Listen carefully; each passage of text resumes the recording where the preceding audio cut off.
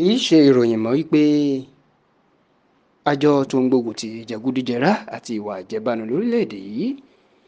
Economic Financial Crime Commission EFCC wọ́n ti gbé gbajúgbajà ọ̀dọ́mọkùnrin tó ń ṣe bí obìnrin tó sọ̀rọ̀ ẹ̀dọ́bìnrin òjijì ní Idris Okuneye ẹni tí gbogbo èèyàn mọ̀ sí Bobrisky ṣùgbọ́n tó ti di mímọ̀ tí àjọ EFCC jẹ́ kó di mímọ̀ báyìí pé gbajúmọ̀ òṣèré tíátà alẹ́ Yorùbá ni Eniola Ajao ni ló kó bá Bobrisky o nítorí pé bó ṣe lọ náwó nínú àfihàn fíìmù ẹ̀ tó wáyé lágbègbè Lẹ́kì ní ìpínlẹ̀ Èkó èyàn fíìmù Beast of Two Worlds tí wọ́n ń pè ní àjàkújà ò ní ó kó bá Bobrisky o gẹ́gẹ́ bí àjọ EFCC bá ṣe ṣàlàyé wọ́n ní ó tako òfin Nàìjíríà láti máa ná owó náírà ní ìnákúnàá èèyàn pé kéèyàn máa ṣe náírà ní ìṣekúṣe kéèyàn máa ná lu àwọn èèyàn lójú agbo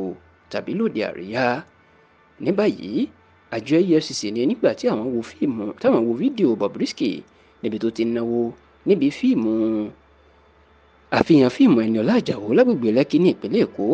inú jẹ́ pé àwọn ránṣẹ́ sí o wọ́n ní kì í ṣe pé àwọn lọ gbé nílé gẹ́gẹ́ báwọn kan ṣe ń sọ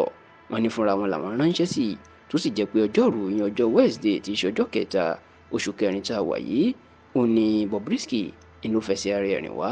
sí ẹ̀ka iléeṣẹ́ EFCC ti ìpínlẹ̀ Èkó ìyún EFCC Lagos Zone tó wà ní agbègbè Èkó yìí láti jọ̀wọ́ rẹ̀ sílẹ̀. Ní báyìí àjọ EFCC jẹ́ kó di mọ̀ o wípé Bobrisky yóò fojú ba ilé ẹjọ́ lórí ìwà tó hù náà tí àwọn yóò sì fi jẹ́ kẹ́kọ̀ọ́ àwọn yóò fi jófin fún àwọn tó tún lè fẹ́ máa ṣe owó náírà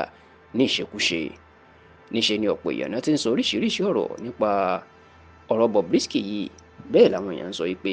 ní tó yẹ kí wọ́n gbé Bobrisky fún gan-an ó ní bó ṣe sọ̀rọ̀ ẹ̀ di obìnrin òjijì tó ní ìbálòpọ̀ ọkùnrin sí ọkùnrin tí wọ́n sì ní kì í ṣe nítorí ọ̀rọ̀ owó náírà ló ṣe yẹ kí wọ́n ṣẹ̀ṣẹ̀ máa gbé ọmọkùnrin náà lásìkò tá a wà yìí.